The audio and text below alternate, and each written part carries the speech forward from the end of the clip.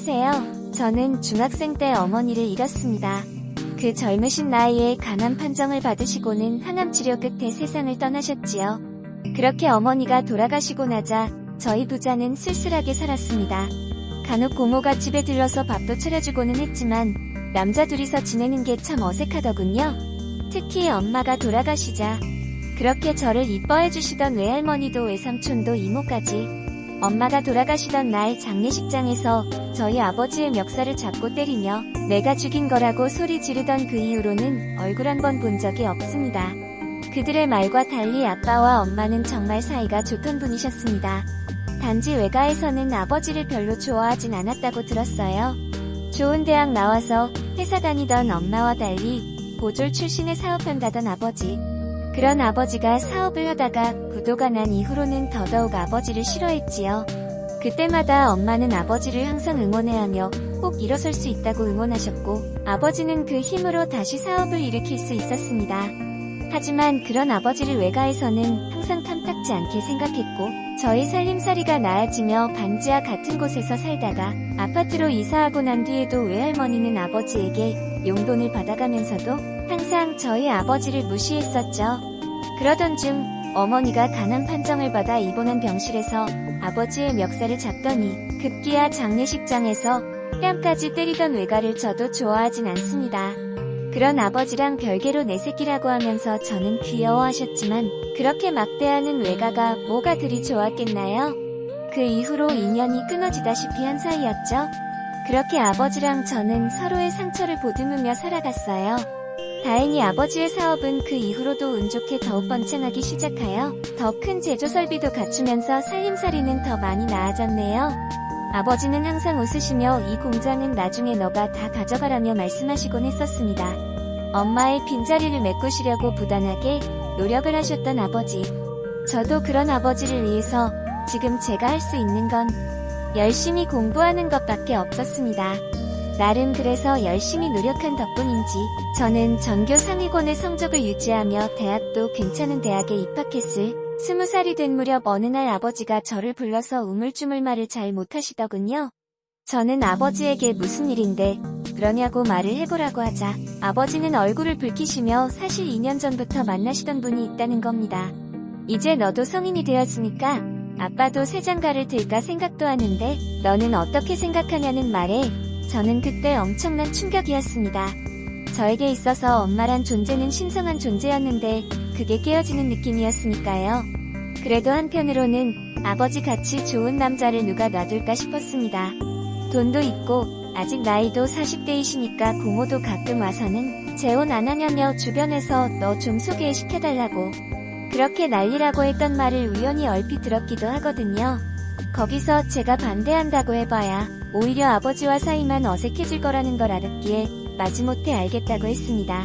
그 뒤로 시간이 얼마 안 가 새엄마라는 분을 만나게 되었는데 저는 아버지가 능력이 좋으시니 저랑 비슷한 연령대거나 한 10살 많은 젊은 여자분을 만나실 줄 알았는데 예상외로 아버지는 5살 정도 나이 차이 나는 분을 만나시더군요. 문제는 그게 끝이 아니라 새엄마가 재혼하시면서 데려온 딸이 있었습니다. 저와 나이 차이가 겨우 1살 나던 의붓 여동생이었죠. 여자가 없던 우리 집에 새엄마와 그것도 고3짜리 여동생이 들어오니 너무 어색하더군요. 여동생도 마찬가지였는지 저를 보면 후다닥 피해 다니려 하고 같이 밥 먹을 때도 말 한마디 안 하고 학교만 가고요. 그러다 아버지가 저를 불러서 요즘 여동생이 고3 수험생이라 새엄마가 걱정과 고민이 많다고 그래서 말인데 좋은 학교 다니는 우리 아들이 여동생을 좀 과외 공부해주는 게 어떻겠냐고 말씀하시면서 또한 그로 인해 서로 친해지고 서먹서먹한 것도 좀 없어지지 않겠냐며 물론 과외비도 주겠다는 말에 저는 고민 끝에 알겠다고 했습니다. 어차피 가족으로 받아들인 것 친해져야 하겠다라는 생각은 안 그래도 하긴 했었으니까요. 그렇게 시작된 과외로 인해서 여동생과는 점점 가까워졌습니다. 서먹서먹하게 처음 시작했던 수업도 점차 서로 웃으면서 수업하고 장난도 치고 말도 놓고 그렇게 되었는데 문제는 제가 여동생이 아니라 점차 여자로 보이더군요. 어느 순간부터 저는 여동생의 과외 수업 시간이 기다려지고 그렇게 여동생이 학교를 마치고 돌아오기만 기다리다가 여동생이 들어오면 일부러 늦은 시간이라도 물 마시는 척 나가서 얼굴 한번 보고는 짧은 대화라도 나누고 들어가고 제가 미친 건가 싶기도 해서 정말 고민도 많이 했습니다. 그래서 제가 선택한 건 다른 여자와 사귀는 것이었습니다. 문제는 그렇게 여자친구를 사귀게 되자 여동생이 엄청난 화를 내며 과외를 더는 안 받겠다고 하더군요. 자기는 공부하느라 정신없는데 선생님인 오빠는 여자나 사귀고 시시덕거린다고요. 제 잘못은 아니었지만 뭔가 제가 여자친구가 생기자 화를 내는 것 같아서 기분이 좋으면서도 미안하기도 하고 정말 감정이 복잡하고 미묘한 기분이 되었습니다. 그리고 무엇보다 심장이 뛰었던 건 여동생도 저한테 마음이 있다는 걸 확인한 계기였었죠.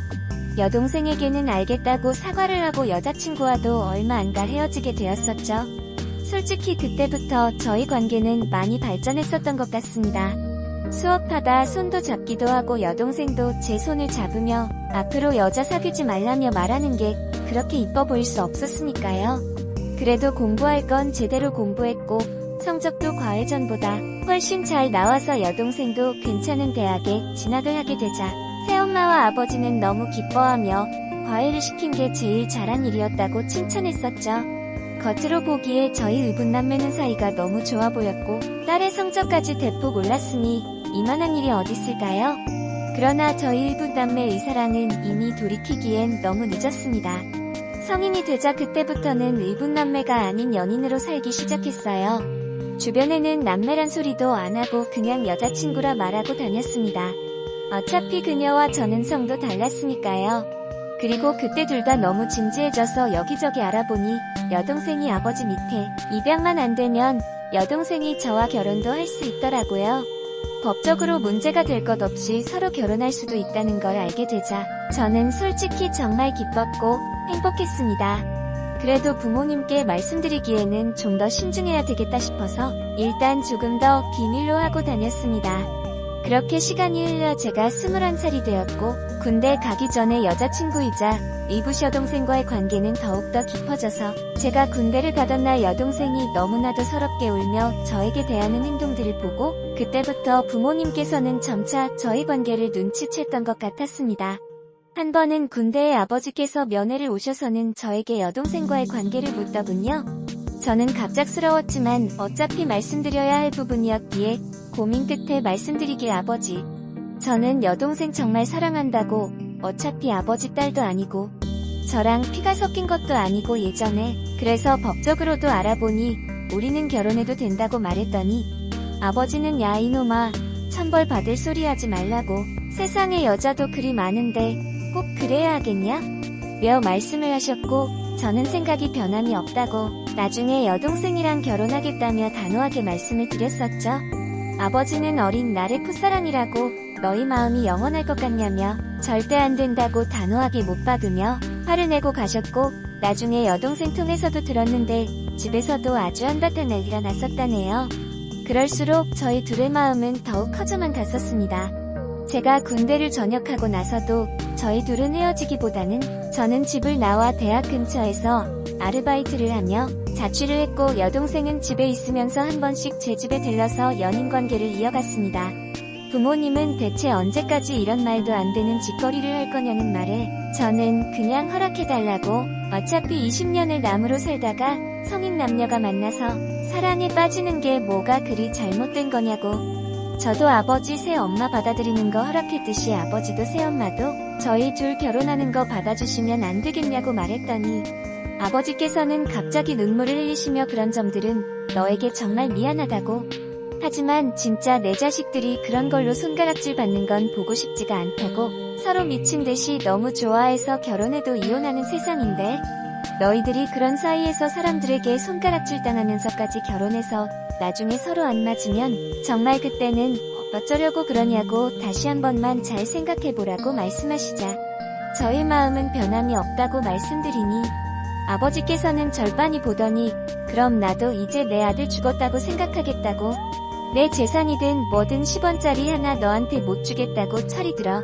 둘이 헤어지고 유학을 하러 가던지 아니면 너희가 그리 말하는 진짜 사랑 찾아서 너희 둘 다 떠나든지 알아서 하라는 말씀에 그날로 저희 둘은 그때부터 집을 나와서 살게 되었네요. 하지만 저는 공부를 열심히 해서 대학도 좋은 데를 들어갔기에 제가 먼저 졸업하고 회사에 먼저 취직해서 돈을 벌어오면서 큰 문제 될 것도 없었습니다. 27살 때는 이제 여동생이 아닌 제 아내가 된 그녀가 생각지 못하게 임신을 해서 부랴부랴 저희 둘이 혼인신고하고 애까지 낳았네요. 그래도 새엄마는 자기 딸인 아내가 임신하자 저희를 찾아와서는 도대체 어쩌려고 이러냐고 아내의 임신한 큰 배를 쳐다보시더니 저를 보고 착잡한 표정으로 아들이라고 해야 할지 이서방이라고 해야 될지 자기도 참으로 난감하다며 일이 일단 이렇게 되었으니 어쩌겠냐며 아버지를 한번 설득해보겠다고 하더군요.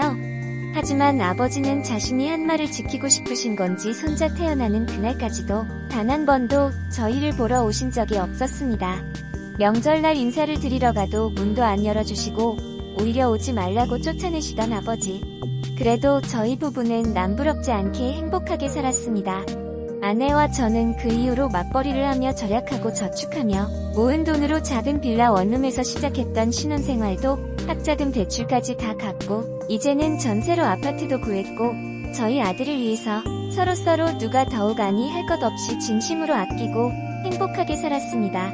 아이에게 할아버지를 직접 못 보여주는 게 아쉬웠지만 새엄마는 그래도 그 이후로 자주 찾아와서 과일이며 음식이며 이것저것 챙겨주시면서 도와주셨고 아버지는 그런 새엄마를 통해서 저의 소식을 간간이나마 접하셨던 것 같네요.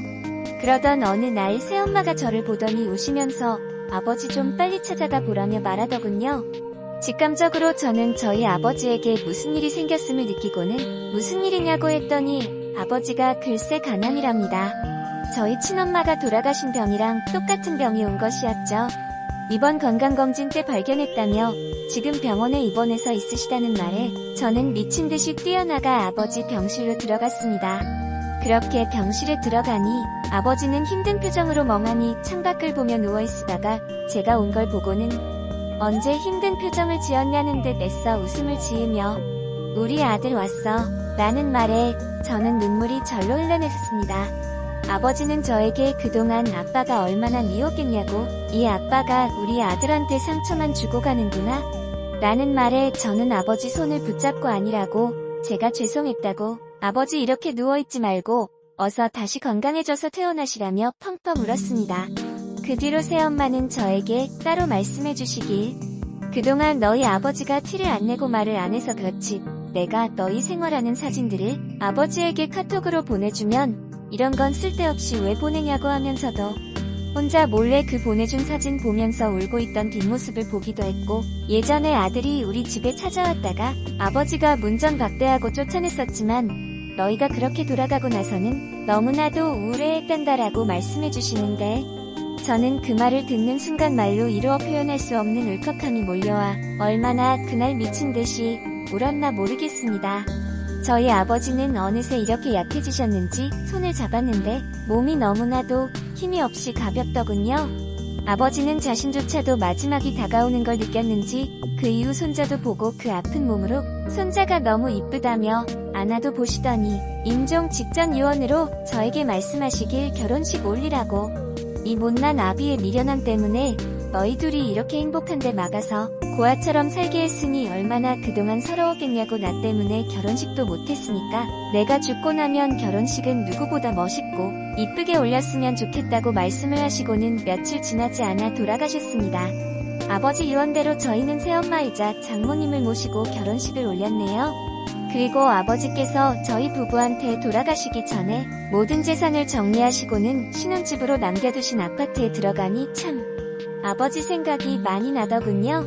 내일이 특히 아버지 기일이라 이런저런 많은 생각이 들어서 이렇게 제 이야기를 해보았습니다. 여전히 저희 부부는 잘 살고 있고 이 가끔 여느 부부처럼 사소한 거로 부부싸움은 하지만 서로 여전히 많이 사랑하며 살고 있습니다. 그러니 하늘나라에서 아버지와 어머니 잘 지내셨으면 좋겠네요. 안녕하세요. 저는 중학생